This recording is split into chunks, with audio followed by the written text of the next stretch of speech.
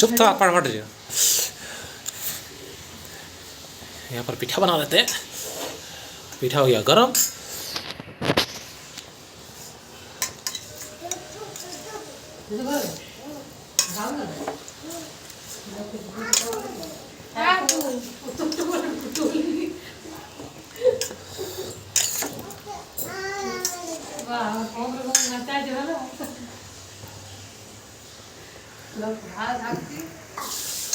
पीठा कर लिए गरम और खाएंगे इसको मजे से।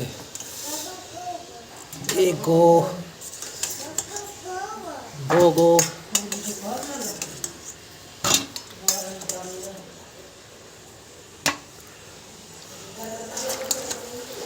4, 5 और ज़्यादा नहीं खाएंगे। बस इतना काफ़ी है सुबह का ब्रेकफास्ट के लिए।